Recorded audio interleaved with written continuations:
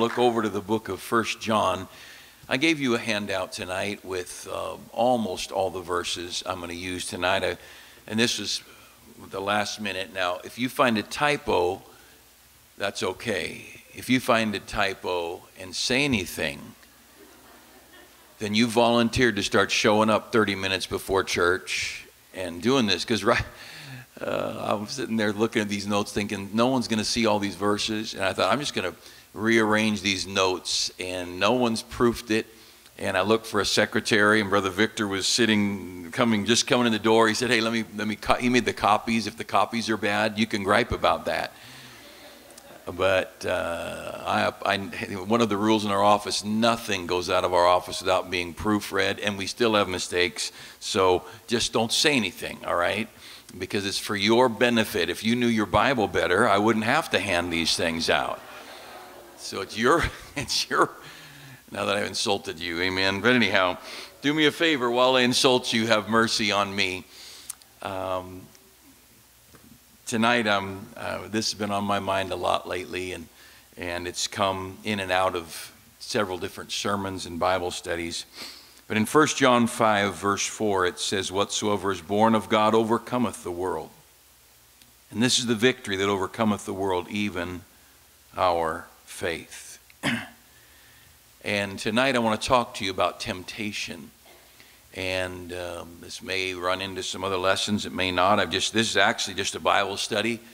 I've been reading lately and looking, and the more I read, the more I thought, the more I prayed, the more I thought, I just need to spend some time teaching on this at church. And so I hope you'll follow along with me.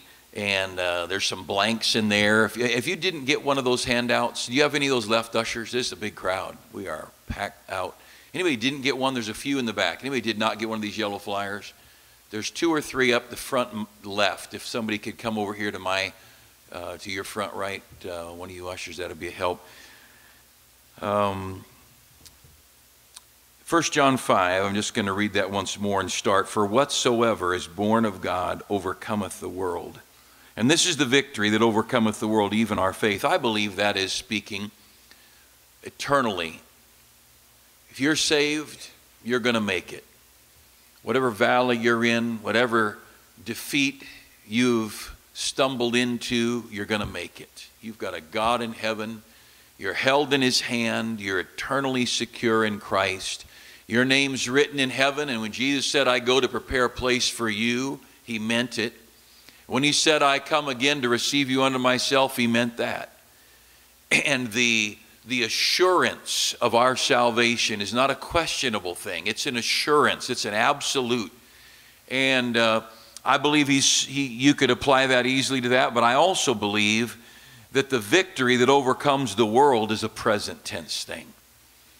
And tonight I want to talk to you a little bit about the very simple thing of temptation and victory.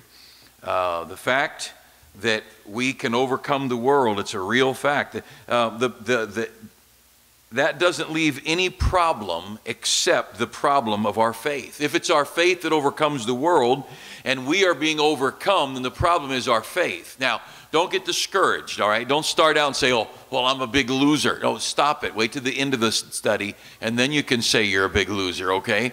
I'm not saying you're not a big loser, but don't say that yet.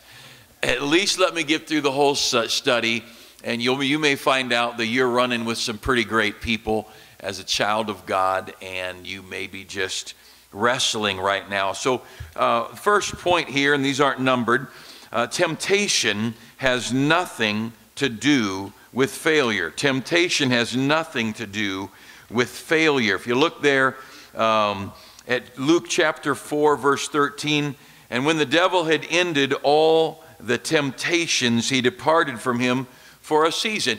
You find many times in the Bible where Jesus was tempted. In the book of Hebrews chapter 2, verse 18, for in that he himself hath suffered being tempted, he is able to succor them or to help them that are tempted. Jesus was tempted. He's been through our sorrow, our heat, our weary bodies, our hunger. He's been rejected. He was despised. Look, our Lord went through it. You're not alone. And the very fact that our Lord walked on this earth, He came to this earth so He could be touched with the feelings of our infirmities. Hebrews 4:15, for we have not a high priest which cannot be touched with the feelings of our infirmities, but is in all points tempted like as we are, yet without sin. So the very fact that you're tempted, the fact that things are hitting you and you know, something crosses your mind and some corrupt thought or whatever comes by you, that's not a defeat. The fact is, we're going to be tempted in this world. There's no question but that you and I are going to face temptation. It is we, in this next point, it's we who harden our hearts against the clear truth of God's word. That's when temptation wins. It's we who harden our heart. Look at Hebrews 3:8. Harden not your hearts as in the provocation, in the day of temptation in the wilderness. Now he's going back to the book of Psalms chapter 95, and then of course back to the book of Numbers. I didn't put any of that in there because we didn't have room for the half the book of Numbers. But in Psalm 95 verse 8, harden not your hearts as in the provocation, as in the day of temptation in the wilderness. When we face a difficult time, we don't fail because of the trial, we fail because we harden our hearts. We're facing a physical, well, we're going to get into some of these, but I'm going to run ahead a little bit. We're facing a physical handicap. We're facing an economic reversal. We're facing a political trial, and we get mad at God, or we get mad at people, or we throw up our hands and say, what's the use in trying? And we harden our hearts toward faith in God. The one person says, you know what, I'm going to keep believing you. Like Job, though he slay me, yet will I trust him. The other person says, if that's how you're going to treat me, I'm done. Both in the same trial. And one hardens their heart, one gets angry at God. And I'm not saying there's anything, I'm not being critical of any of us because we've all stumbled in these areas at one time or another. I'm just saying this, let's accept the blame, and let's put the blame where it is. Temptation is not a defeat. It's when one of the things that causes us to fail in our time of temptation is hardening our heart. You've been hurt, you've been abused, you've been taken advantage of, you've been lied about, you've been slandered, you had a business partner hurt you, and I'll tell you the two worst areas to be hurt, church and marriage. Because those are the two places you're not supposed to be hurt. You step into a marriage and you think, you know, the whole world might be ugly, but this person is going to love me and be good to me forever. And you know what? That was a dumb thing for you to think. Because you married a sinner. And we are weak and we are frail. And you know what? My spouse is going to stumble. And so is yours. And we can so harden ourselves. But we don't expect our spouse to hurt us. And so sometimes when you get hurt, now here's a problem, because we don't address the hurt or deal with the hurt, or because somebody says, look, don't talk to anybody about it, we're not bringing that up. Look, bring it up, talk about it, solve it. You can't live there, folks. You can't. If there's a problem, deal with it. I don't care if it's drugs or liquor or anything else, deal with it. There is no sin that can beat you if you confess it and forsake it. And in some cases, it takes going to somebody and getting help. Because we're not perfect. And we need the help of God. But see, we harden our hearts. So the first area, and there could be more, but I'm going to say in my experience, the two most fragile areas, the two times or two areas when we will harden our hearts most is one is marriage. Because you just don't think your spouse will hurt you. You girls married a guy and you thought he was going to love you and take care of you and provide financially, and here the bills aren't paid and you don't have enough money to give the kids what they need, and you see your kids doing without things that they could have, and maybe the husband is spending money on things that you think are frivolous when the rest of the family needs it. Those things, you didn't expect those when you got married. And those are real things, and you got to decide, don't harden your heart. Second area is church. Nobody expects to be hurt in church. You come to church and you get saved and you think, you know what, I'm in this oasis. Now, let me explain. The oasis is wonderful. It's the inhabitants of the oasis that are the problem. The oasis, it's awesome. The problem is a whole bunch of people like me and you live there. And I'll tell you something else. We're busy and we're running, and innocently we're going to hurt each other. And sometimes intentionally we're going to hurt each other. In a moment of foolishness, in a moment of frustration, in a moment of anger, we're going to say something we shouldn't say, do something we shouldn't do, and we're going to hurt somebody inside the church. Understand this, it's not easy to get a whole bunch of people in the same place and not have a problem. They're in my seat, that's where I always sit. Don't they know? Well, it's their first time. Well, they should have known. You know, there are names on the end of some of these pews because people bought the pew, but I prefaced that with saying, you've got no right to sit in it, we're just letting you buy it. And one of our men, Ralph Cullers, he's in heaven now, and Ralph's a little bitty guy, 150 years old, and he'd come in and say, look, preacher, a real low voice, preacher, I'll buy a whole pew if I could just get one spot. I told the ushers, man, you make sure Ralph's got him a spot. And you get older, you get frustrated. And Ben Floyd, he's in heaven. I can talk about people that are in heaven because they're spiritual enough they don't get mad. I want to talk about the people that are here tonight. Ben was a godly man, great soul winner, preacher, loved God. And he'd always sit back in this section somewhere. And one Sunday there was a couple of seats next to him, then a couple of seats behind him, and there weren't very many open seats in the whole place like normal. And an usher came and just, you know, hey, Ben, could you move back a row or over? And he said, yeah, I'll be happy to move. He told me this after. I didn't know about it. He said, I did move, preacher. I got up and moved to my car. I went home. And he is a good guy. I mean, we're not talking about a sorry Christian. We're just talking about a guy at the right moment, the right day. He didn't want to move. So that's one of the rules if you're an usher. Don't move people with gray hair. Just leave them alone. Unless they're senile, then you can do anything because they're going to forget. But you don't expect somebody in church to hurt you. You don't expect somebody in church to disappoint your child or to say something unkind. You don't expect somebody at church to have a problem. I'm not sure, but I think I could go through the room and probably 80% of the people in this room, I could tell you of a burden they carry that is enormous, or a battle they're fighting. And sometimes it's a battle of sin. Another time it's a battle of relationships.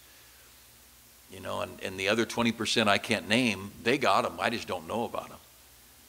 But we're a world of needy people.